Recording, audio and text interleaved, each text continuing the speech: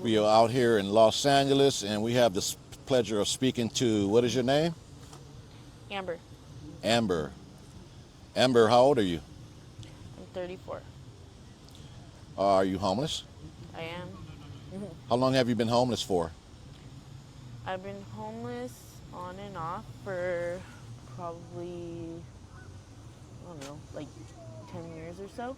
On and off, because if I did have a living situation, it's usually with a man, and then whenever they feel like kicking me out, they do, you know. Um, if I don't put out. I know that sounds really bad, but yeah. So you had a man that put you out, and that's what brought you to being homeless? Well, I wouldn't sleep with him, so he would kick me out all the time, you know? So then I would be on the streets, and then eventually I've gotten to the point where I don't even want to go with anybody to their house, cause, Right, you know? right. And so I have become homeless, and And where do you rest your head at night? um, I, you don't want to be caught sleeping really on the streets. It's not really that safe because you're gonna get all your stuff taken, or peeled. And so I try my best not to sleep, but when I do, I try and find a safe place, like a cut, somewhere that I won't be harmed. Right. Have you experienced any bad experiences from being homeless? Yes, a lot. Can you tell me a little bit about that? Sure. You can be blunt. All right. Well, yeah. There's a lot of predators and messed up people out there, and they tend to prey on females. And When you say they prey on females, what do you mean? they perv out. They're perverts. A lot of perverts out here, and they prey on women because we're women, and men are stronger than women, and they use drugs and things to. I mean, I've had anything from being given drugs and like knocked out to giving me drugs that had something in it that made me pass out, to me being so exhausted from not sleeping on the street that I freaking, when I finally do fall asleep, I wake up to somebody doing stuff with me, Mm-hmm. that kind of stuff. And Taking advantage, unfortunately, it happens like way too often. taking advantage of you while Yeah. you're in that state. Yeah, big Right. time. It happens a lot. Right. Tell me a little bit about your childhood growing up. Would you say it was normal, abnormal, or? I had a little taste of both. I had from from birth to 8, I had a decent life. My mom was married to a man that I knew as my father, but because of my mom's addiction, things between them didn't work out. And one day I just get pulled off the soccer field, and I never see my stepsisters and brothers again, and I get drugged with my mom through her addiction, and it was rough. I just felt a lot of pain as a kid.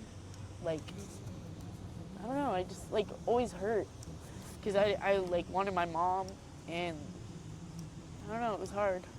Right. Yeah. How do you provide for yourself? How do you survive?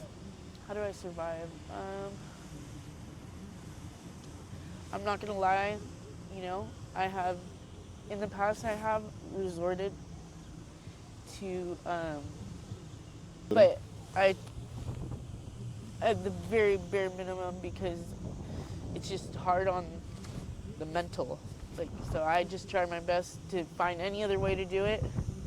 But if you have to do what you have to do sometimes, out here and on the drugs, Right, right. Yeah. Do you have any children? No children, thank God. No children. Okay. Well, Thank God. at least you don't have to worry about that.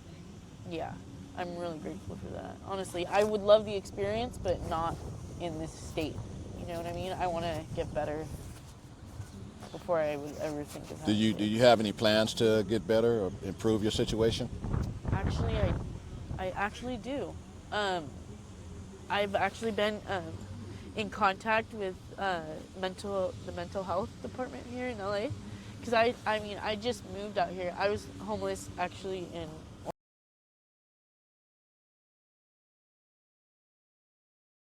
area, you know, Right. uh, but then I came out here to LA, and yeah, and so I've been working with mental health to see about getting into a detox. Right. Okay. Because I mean, I'm Well, not. hopefully that works out. Just rewinding a little bit. So you said you had to resort to some things that you're not too proud of, which is if you have to. Your experience, like, was that scary or awkward for you? Um, uncomfortable. Uncomfortable.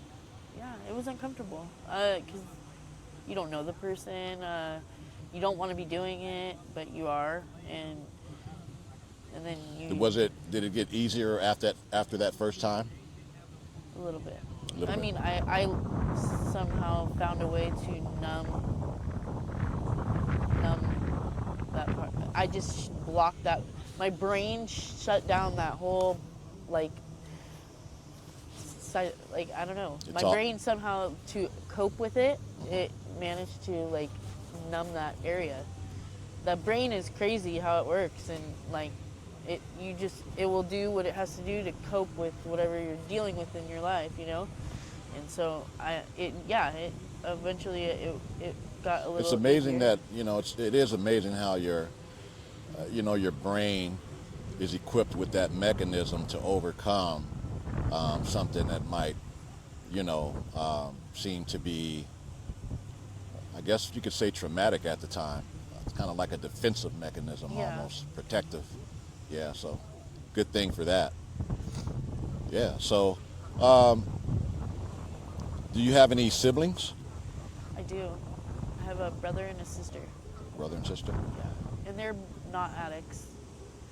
Um, they're both successful. They both have kids. My brother just had a baby. My brother actually is a recovering addict. I have a lot of family that's. This is Fredo. I have a lot of family in the program. Are you cool? What's your buddy? dog's name? This is Fredo. This is my little buddy. Oh, buddy. I took him away from a situation where he was actually. These people had him on fentanyl.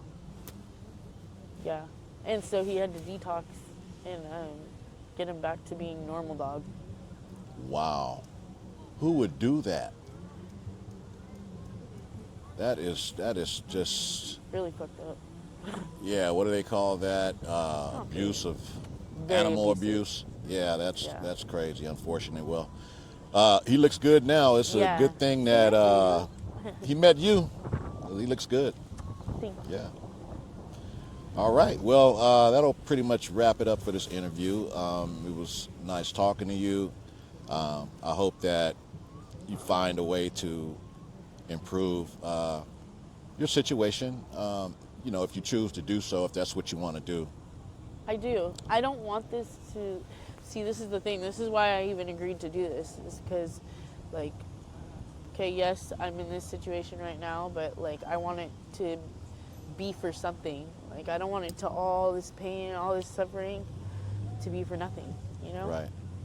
Absolutely. So maybe doing this it will make me Right. accountable somehow, Absolutely. some way, because I have to have a good ending to the story, right? Yeah. Yeah. You got a pretty smile. No, not anymore. I ran into a pole a couple days ago. I chipped half my tooth out. But thank you. You're welcome.